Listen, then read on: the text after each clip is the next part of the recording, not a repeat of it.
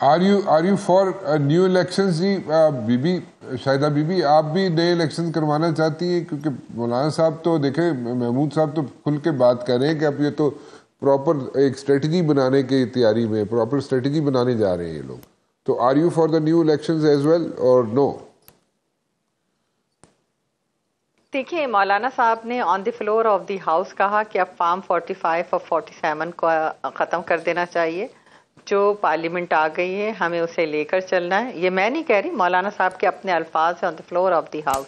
اچھا تو میں سمجھتی ہوں کہ بالکل 2018 میں بھی آپ کو یاد ہوگا جب آر ٹی ایس بیٹھا کر ایک حکومت کو ہم پر مسلط کیا گیا، جی اور اس وقت بھی مولانا صاحب بالکل راضی نہیں تھے پارلیمنٹ میں آنے کے لیے. پی ایم ایل این بالکل راضی نہیں تھی، لیکن پاکستان پیپلز پارٹی نے اس وقت بھی جمہوریت کو ڈیریل ہونے کے سے بچایا اور تمام پولیٹیکل جماعتوں کو آمادہ کیا کہ ہمیں چاہیے کہ ہم جمہوری پروسیس کو نہ روکیں اور پارلیمنٹ کو چلنے دیں. اور آپ نے دیکھا کہ اس وقت بھی پارلیمنٹ پہ اسی طرح کے تحفظات تھے، اسی طرح الیکشنز جو ٹھیک. ہوئے تھے وہ پوری قوم نے دیکھا تھا.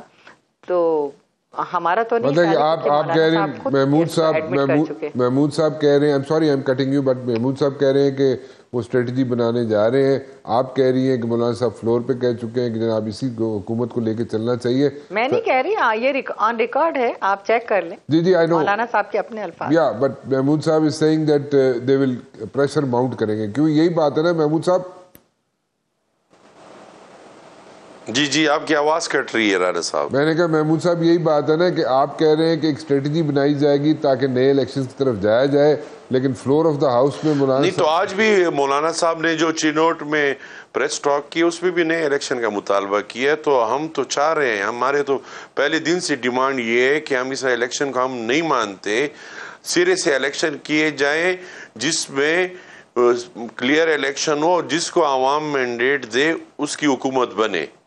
چل ہمارا تو پہلے دن سے یہی اسٹانس ہے رانا صاحب، اور میڈم کو بھی پتہ ہے.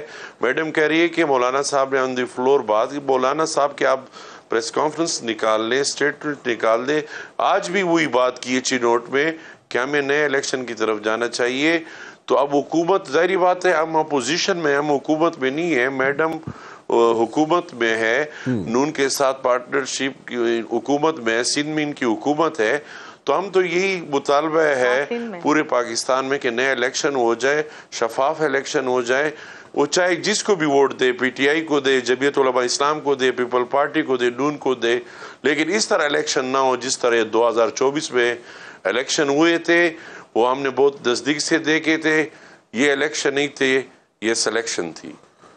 اچھا تو فیصل صاحب پھر تو آپ لوگوں کی اور جے یو آئی کی ڈیمانڈ تو ایک ہوگی نا. پھر آپ لوگ پھر دوبارہ میرے خیال میں آپس میں ملیں گے، بیٹھیں گے، گپ لگائیں گے. کیوں فیصل صاحب؟ یہ بھی نئے الیکشنز، آپ بھی نئے الیکشنز.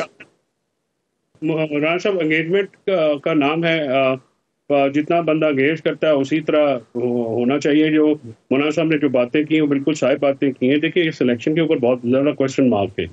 جو حکومت میں ہیں وہ کہتے ہیں فارم 47 کا نام نہ لیں. ایک فساد کے ساتھ تو نہیں آپ کام کر سکتے. 25 کروڑ کا ملک ہے، آپ کو جمہوریت لانی پڑے گی، اور جمہوریت کے لوازمات میں سب سے زیادہ اہم چیز ہوتی ہے کہ وہ صاف اور شفاف الیکشن ہو.